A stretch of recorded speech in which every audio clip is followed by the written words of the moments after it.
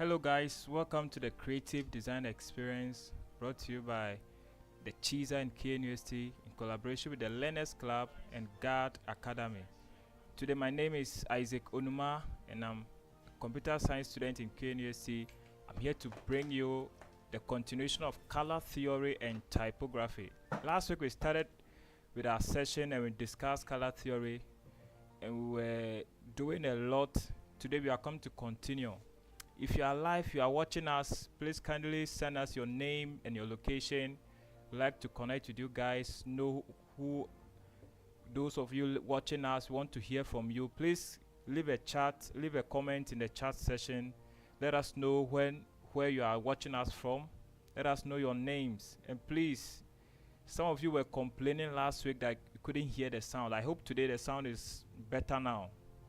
I hope today the sound is better. So I'd like to hear from you guys. Please leave a chat, leave a comment in the chat session. Let us hear from you. Once again, my name is Isaac Onuma, a computer science student in KNUST. We are talking about color theory and typography. Before we continue, let us hear your comment. Let us hear your comment. Benjamin from Kumasi. Hi Benjamin. Hi Benjamin. Welcome to today's session. Okay, today is okay. Today the sound is better. We thank God. We thank God. And those of you who are watching us, please let's hear from you guys. Let's hear from you guys. We'll be starting. We'll be kicking off in just a few minutes, but we'd love to hear from you guys so we know we are set to go. We've been talking about graphic design basics, the elements of graphic design, the principles. One of the things we talked about was color theory, color and typography. We talked about different elements, and then one of the main or the foundational things we need to know before our practical sessions is color theory and typography. Color theory and typography. I'm just waiting for some of the comments to read out, to hear from you guys, and then we can start with a little recap, and then we'll continue with typography today. Today we're talking a lot about typography, fonts. Benedicta from Takwa. Hi Benedicta, welcome. Nice to meet you. Nice to see you live watching us.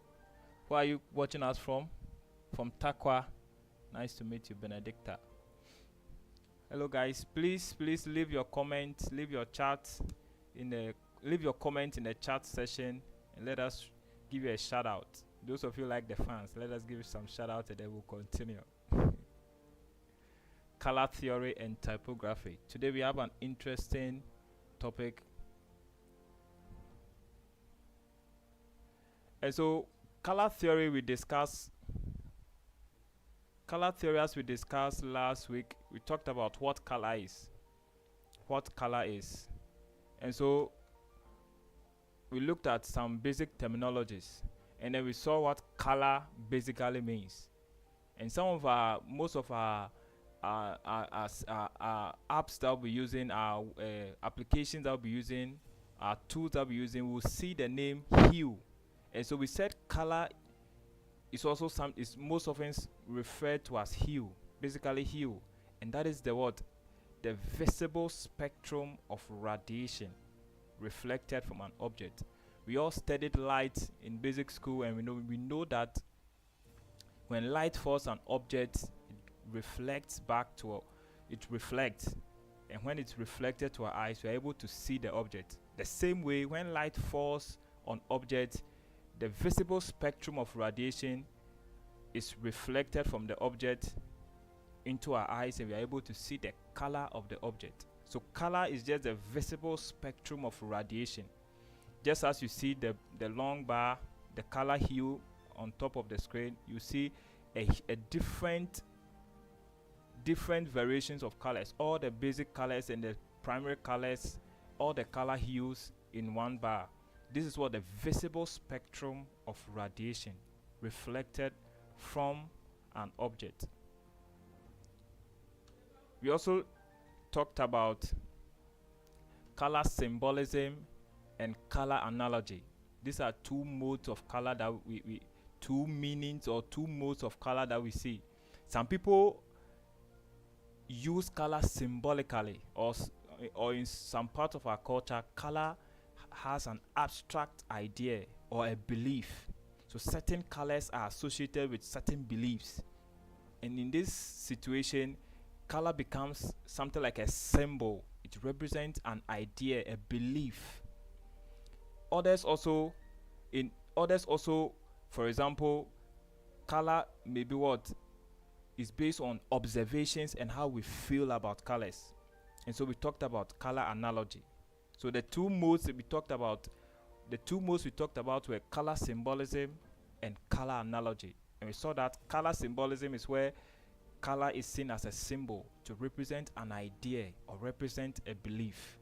Now, color analogy is where we experience color by observation and how we feel about colors. In the early days, how people felt about fire, the desert, how people felt about the sea, how cool it was.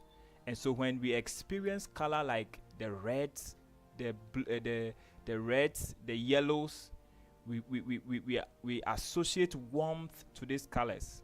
When we see the blues and the pinks and some of the purple colors, we associate what? Coolness or coldness to it, because of how we feel about these colors when we see them. And so color analogy, color symbolism is the symbols or the belief we associate with colors, and color analogy is how we observe color and experience them. Now, throughout our course, we'll be taking color based on the analogy, how we feel and see colors, and that is what we'll specialize on in our creative design projects. And so there are certain meanings we give to what? Colors. For example, we give passion, love, energy, courage, anger to what? Red. And so we see our Valentine flyers mostly in red. We see love designs mostly in red, relationship designs mostly in red, or youthful designs in red to symbolize energy and what? Passion. Now, orange also represents what? Enthusiasm, warmth, and vitality. Yellow also what? Happiness, creativity, and caution. Now, green on the other hand means what? Is giving the meaning what? Nature, harmony, and health. Blue represents what? Calm, trust, and dependability. So we see a lot of business flyers in blue, business or corporate flyers in what? Blue, to symbolize what? Or to represent trust and dependability. Purple signifies what? Royalty, spirituality, creativity. And so you would notice in our main colors for our creative design experience, we use purple to highlight a lot of things. Why? Because we are communicating what? Creativity. There are other colors such as pink, which represent romance, tenderness, femininity, compassion. Brown, on the other hand, represent earthiness, stability. And so just as you see the clay, the color of the ground, the sand, we associate the brown color to earthiness. It also represents stability and simplicity. Black represents elegance, power, sophistication. And so you see a lot of corporate people in black suit. Why? Because they want to communicate elegance. They want to communicate formality. Now, white, on the other hand, represents purity, innocence, and mostly cleanliness, simplicity. So when we are doing our design project, one of the things you notice is that we use white to make certain works very simple or very clean. And white is mostly used for negative space. It's also part of the element of design, negative space or white space or just a blank space. And we use white to give that negative space just to make our work very simple, very clean, or to give order in our design. Now the color gold is associated with wealth, prosperity, success, luxury, prestige. So we looked at some of the definitions or theories associated with color. We talked about hue. Hue is the main property of color. So we talk about red, yellow, we talk about green, we talk about purple. All these colors are talking about represent what we mean by hue. Saturation, we talked about, is the intensity of the color, how saturated. So a lot of people hear the term, but this is what it means. We use the term around us all the time. How saturated the color is. Oh, this color is very saturated. That is what it means. How intense the particular color is, or how vibrant and pure the color is. When the saturation decreases, the color becomes dull, even to the point of becoming gray. Now, value, we talked about in the beginning of the course. Value represents how light or bright a color is, or illuminated a color appears. Tint is just like a particular color being mixed with white. It becomes brighter and brighter to the point where it even becomes totally white. So tint is created when color is mixed with white. Just as simple as that. Shade is created when the color is mixed with black. So some of the real life examples is when an artist is painting on an artboard. He may mix a particular color with white just to get a tint. Yes, Steve just joined us from Kumasi. Hi Steve, welcome. We are just doing a little recap, so you are not left behind. Just doing a little recap of last week. And if you missed last week, the video is on our YouTube channel. Subscribe so that you don't miss any of our updates. So we are talking about shade. Shade is just color that is mixed with black. So a real life example is when an artist is painting, you see him mixing it with a particular color with white just to get a tint. So you get a brighter version of that color. That is what we mean by tint. Shade is when that particular color is mixed with black to get a darker version of that color. So when you are using the term, you know what it means. When we talk about tint, is the brighter version of a particular color or lighter version. When we talk about shade, it's a darker version of a particular color. We talk about tone, and tone is produced when color is mixed with gray, making it darker or duller. So when you mix a particular color with gray, it becomes a little bit dull. So that is what we mean by tone. And then we also looked at color wheel. So color wheel is just a graphical circular arrangement of the whole color, primary colors, secondary colors, tertiary colors, all in a wheel, or a rectangular or a circular arrangement. Now we arrange the colors in a circular arrangement to help us pair them or identify them easily. So in this circular way, we are able to identify red, the blue, and the yellow as our primary colors. These are our primary colors: red, blue, and yellow. And then we also looked at secondary colors.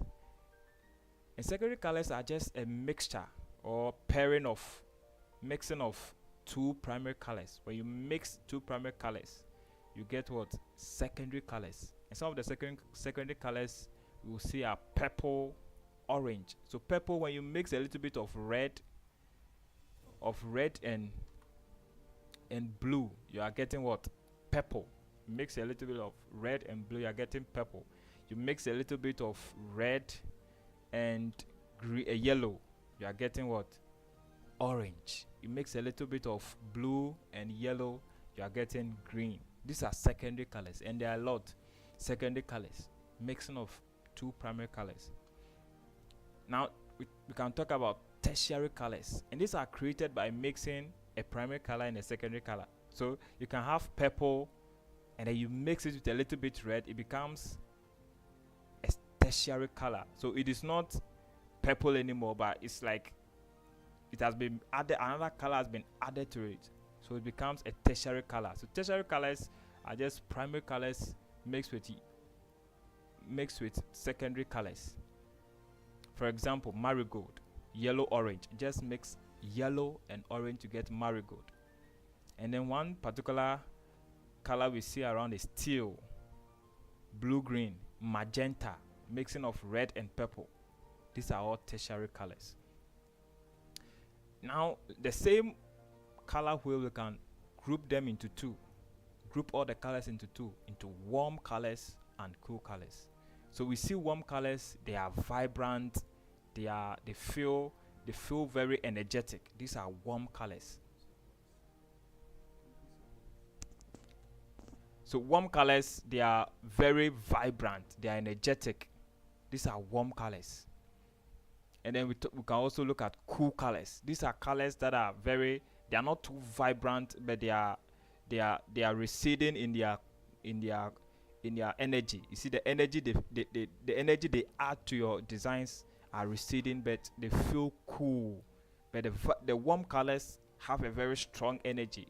They feel very warm, and that is why we call them warm colors. And cool colors have a receding tone to them. They are a little bit cool in your designs, so we call them cool colors. We also looked at neutral colors.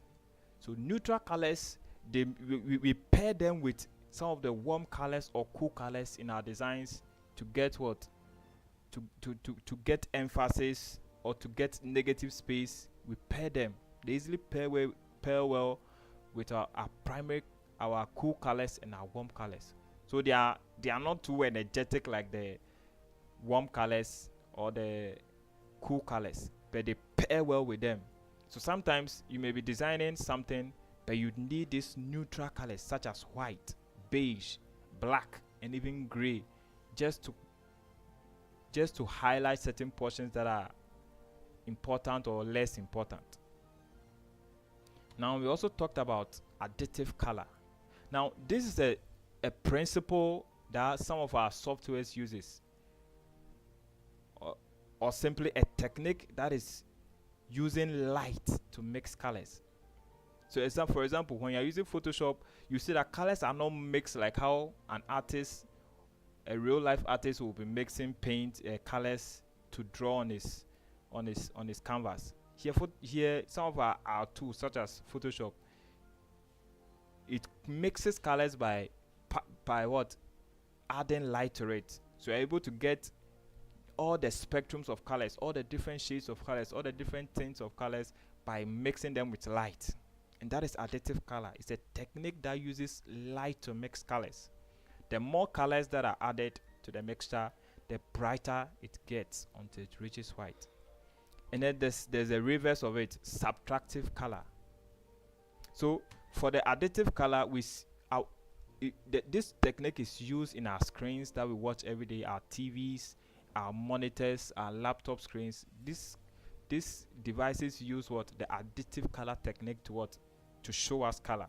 And so most of our screens use RGB, simply red, green, and blue, and the additive color to produce all the colors that we see. The subtractive color, on the other hand, is like the inverse of the additive color. This technique is found in paint, ink. So if you're in the printing sector, you'll be designing for the printing sector, you must understand this. When you are designing on your screen, you use the RGB and additive color mode. But when you are printing, we use the CMYK and the subtractive color mode. What is CMYK? Simply cyan, magenta, yellow, and K for key, which is black. We also have different color modes that we use. RGB is one, CMYK is one, just as we've talked about, and there's also grayscale. So most of our apps use this color mode to convert our pictures, our images. Even Snap uses that algorithm to convert our colored image into black and white. Most of our phones, when you are trying to edit photos, you see black and white, different variations of them. They all use the grayscale color mode. And then there's another one we call the bitmap, popular, but it is used in the printing sector to make jagged, edged images, sometimes in the comic books. So there's the RGB mode, there's the CMYK mode, there's the grayscale mode, and then you'll be coming across in your creative design career is mobile phones, your laptop screens, and the TV screens you see around. And then the CMYK for printers. And one of the things you know that if you are taking a design that you've done on your machine and you're going to print them out, you may not notice it, but they always convert them into CMYK mode. And when it is in the CMYK mode, it may not look so good, but the printer is able to print it out as nice as it was on your screen. So the printer understands CMYK and your monitor or your screen understands RGB mode. And so just a quick note, if you are designing something in any software and the colors don't look as good as you want it to, try and check your color mode. You may be working in CMYK. Now we also examined what RGB means. RGB is just red, green, and blue, mostly seen on our screens. We also looked at CMYK, best used in the printing sector. And then we talked about color profile. Now color profile we talked about is the color space that our screens can see, or the size of colors that our screen can see. That's just my way of paraphrasing it. So some screens are able to see up to the bigger triangle you see in the image. The bigger triangle you see in the image. That's a ProPhoto RGB. Some screens are able to see up to the inner triangle, the second inner triangle. That is the Adobe RGB 1998. Some of you who have used Adobe Photoshop, you may have seen this color mode before, Adobe RGB 1998. And then there's the sRGB, or the small RGB. All our screens, our phones, our iPhones, our tablets, they are all in the sRGB spectrum, or the sRGB triangle. That is the color size they can see. Beyond it are high-end monitors, which are able to see in Adobe RGB 1998. They have a wider spectrum of colors. And then some other high-end machines also use the ProPhoto RGB. But to be safe, mostly keep your color profile in sRGB. If you are looking for high-end colors, you can increase to Adobe RGB 1998. But anytime you are trying to export a design or a flyer for you to view on social media, people to comment and like, make sure your color mode is in your color profile is in sRGB, small RGB. And then we also talked about halftone. Halftone you may recognize, which is used in, you may see this effect most used in old comic books. It is not so common, but it's also out there, and most often people use them to get effect in the printing of comic books and certain graphics and brochures. Now, if at this point, if you have any question, let me know. Let me hear from you. If you have any question, kindly put your question in the chat session, and I'll address your question before we continue.